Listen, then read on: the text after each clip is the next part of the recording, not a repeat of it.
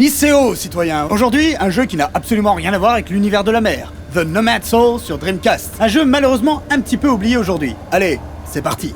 Je vais vous présenter The Nomad Soul, un excellent jeu sorti le 29 octobre 1999 sur PC et le 20 juin 2000 sur Dreamcast. C'est la fameuse société Quantic Dream et son fondateur David Cage qui sont à l'origine de ce jeu exceptionnel à plus d'un titre. Précisons-le, pour ceux qui n'ont jamais joué à un jeu de Quantic Dream, ces jeux ont toujours une ambiance particulière, un je ne sais quoi qui les rend spéciaux. Cela s'exprime non seulement dans le scénario et les thèmes abordés, mais également dans la volonté profonde d'impliquer émotionnellement le joueur. The Nomad Soul nous met dans la peau de Kyle, un agent de police de la ville futuriste d'Omicron qui enquête sur une affaire mêlant meurtre et occultisme. Et quand je vous dis que le jeu vous met dans sa peau, ce n'est pas une expression, car dès les premières secondes de jeu, c'est à vous, derrière votre écran, que Kyle s'adresse. Je savais que je pouvais compter sur toi.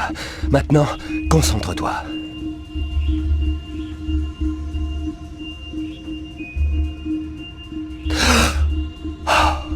Ça y est.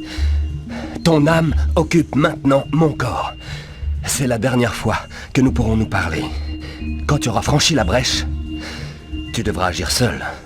J'ai une vie très importante, moi, monsieur. Tu crois que je vais me casser le cul, aller essayer de sauver ta dimension à la con? Non mais c'est quoi ces conneries? J'ai des choses très importantes à faire, moi, aujourd'hui.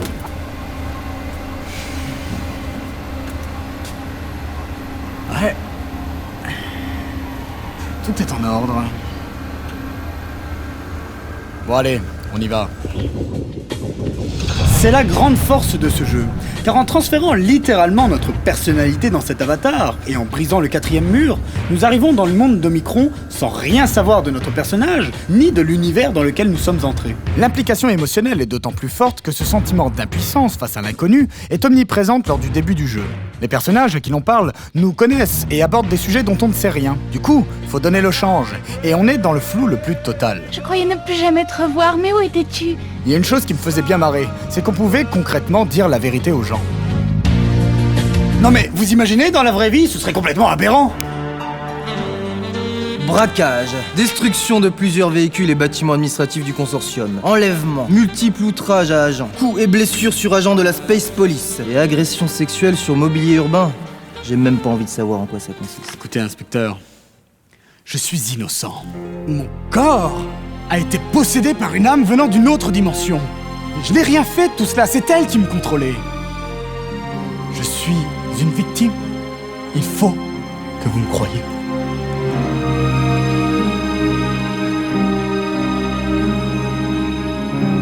C'était donc cela. Vous êtes libre.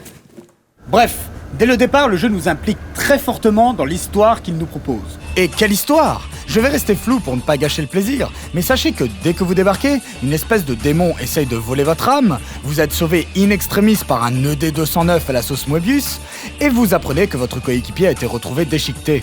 Alors évidemment, vu que vous avez disparu depuis quelques jours et qu'en plus les gens vous trouvent bizarre puisque vous n'êtes pas qui vous semblez être, vous devenez le principal suspect. The Nomad Soul est tout simplement une merveille. La ville d'Omicron offre un univers vaste pour l'époque, avec pas moins de 4 quartiers ayant chacun une ambiance particulière. L'interactivité est aussi de mise. Vous pouvez parler aux passants, aller faire vos courses, prendre un taxi, bref. La liberté est le maître mot du jeu. Il faut savoir que le jeu est sorti très exactement 2 mois avant Shenmue. L'un des plus grands jeux qui ait jamais existé. Et qui a marqué l'histoire du jeu vidéo de par la liberté qu'il procurait aux joueurs. C'est dire si The Nomad Soul avait des arguments. Mais la liberté offerte par le jeu ne s'exprimait pas uniquement dans son environnement. Les dialogues étaient à choix multiples, et le jeu s'adaptait en fonction des réponses que vous donniez. Par exemple, il y a un moment où l'on mène une enquête sur une jeune femme. Eh bien, vous pouviez tout à fait la déclarer innocente ou coupable, quel que soit le résultat de vos recherches. Et votre choix influait sur la suite de l'aventure. Autre point fort, la variété du jeu, surtout au niveau de son gameplay. The Nomad Soul n'est pas simplement un jeu d'aventure à la 3e personne.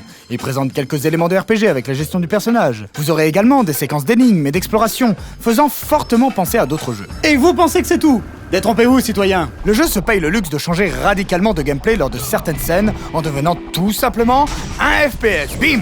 D'un coup, tu te mets à shooter à tout va. Et vous croyez que c'est tout? Pas avec David Cage.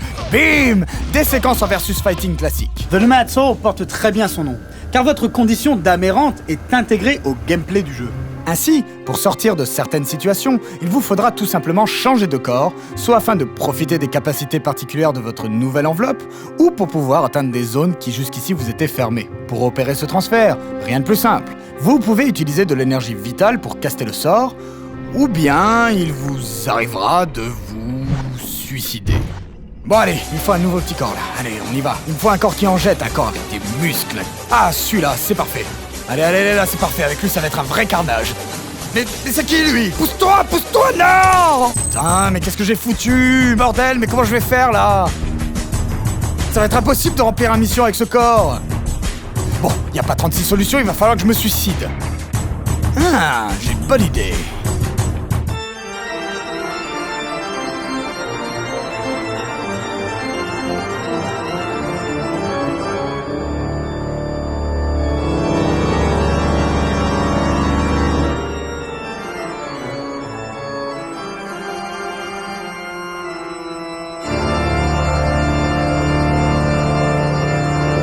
Ah oui! Le hot dog, suicide garanti. Sympa pour le gars à qui vous avez emprunté le corps. Prends soin de mon corps, c'est le seul que j'ai. Là encore, le but est de vous impliquer. Car devoir renoncer à un personnage avec lequel vous avez joué depuis plusieurs heures et que vous avez fini par connaître, ce n'est pas si simple. Comme vous pouvez le constater, David Cage a toujours énormément d'ambition pour ses Mais jeux. capitaine, l'ambition est une chose, mais encore faut-il qu'il en résulte quelque chose de qualité. Oui, tout à fait, Zarbut. Oui, C'est pourquoi... parce que vous, par exemple, vous avez l'ambition d'être le plus grand contrebandier de la galaxie, mais tout le monde se fout de votre gueule. Le jeu n'est donc pas exempt de défauts. Déjà, le jeu a souffert de la fameuse French Touch. Bien qu'il soit beau pour l'époque, le parti pris artistique d'un univers très glauque et dérangeant a pu rebuter de nombreux joueurs. Mais cela tient plus des sensibilités de chacun. Et personnellement, j'avais beaucoup apprécié. Alors que d'habitude, je ne suis pas très à l'aise avec ces ambiances un peu glauques. Vous savez, les pantins désarticulés, les clowns. Ah, tu sais que je déteste ces enculés de clowns de merde! Tu refais jamais ça, ou je nous envoie dans une putain de supernova, j'en ai rien à branler! Le défaut principal du jeu résidait essentiellement dans le peaufinage de son gameplay.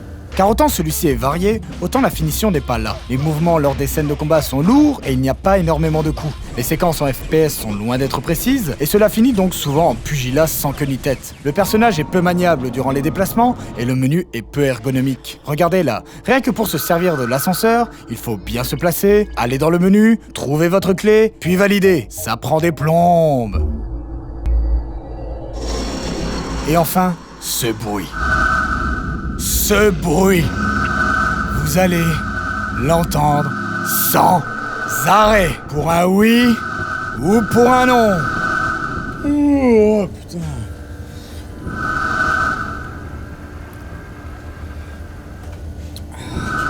Mais quoi? Ah! Mais putain. Mais stop! Mais arrête! Ah, mais qu'est-ce qui se passe?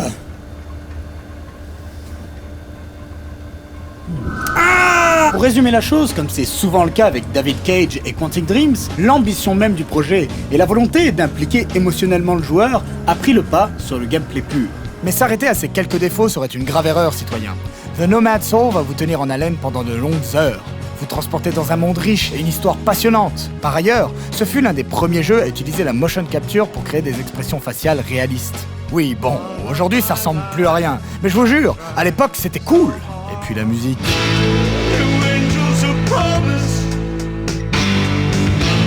La musique est co-signée par David Bowie himself, qui prête d'ailleurs ses traits et sa voix à deux personnages dans le jeu. So here you are. Jetez-vous sur The Nomad Soul. Allez, moi j'y retourne, citoyen. Et n'oubliez pas, le jeu vidéo, c'est beau.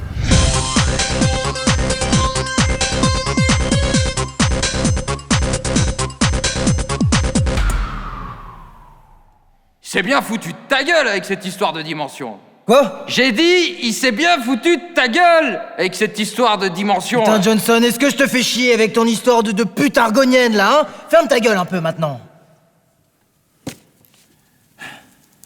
Je te retrouverai, capitaine. Salaud.